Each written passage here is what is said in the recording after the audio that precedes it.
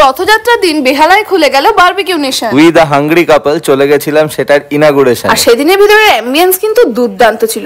আরে দাঁড়াও এটা আমি বলি, ফুডটা তো জাস্ট অসাম ছিল। আচ্ছা ঠিক আছে আমাকে একটু বলতে দে। তো সেদিনকে ছিল ফার্স্টে টিক্কা কাবাব, তার সাথে ছিল ক্রিসপি কর্ন, তার সাথে ছিল পাইনাপেলের কাবাব, তার সাথে চিকেনের অনেক রেসিপিস।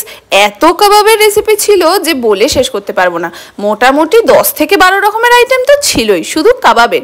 ভেজ, পনির, চিকেন, ফিশ সমস্ত কিছু মিলিয়ে কাবাবের পোর্শনটা কিন্তু আমাদের দুর্দান্ত লেগেছিল। এখন আমি খাচ্ছি ব্রকলির কাবাব, যেটা অসাম খেতে ছিল। তো এখন আমি টেস্ট করে নিচ্ছি পনিরের কাবাবটা। উফ, জাস্ট দুর্দান্ত ছিল। আচ্ছা, বারবিকিউ নেশনের একটা বিশেষত্ব হলো তোমরা যতবার ওদের থেকে কাবাব চাইবে তোমরা ততবার পাবে। তারপরে আমরা খেয়ে নিয়েছিলাম ওদের স্টার আইটেম টাংরি কাবাবটা, তারপর নিয়ে নিয়েছিলাম ওখান থেকে ননভেজ স্যুপ, তারপরে আমি নিয়েছিলাম হচ্ছে চাইনিজ আইটেম, যেখানে নিয়েছিলাম ভেজ মাঞ্চুরিয়ান, চাউমিন, তার সাথে ছিল মিক্সড ফ্রাইড রাইস আর চিলি চিকেন। আর আমি ওখান থেকে ট্রাই করেছিলাম ওদের ইন্ডিয়ান ডিশগুলো।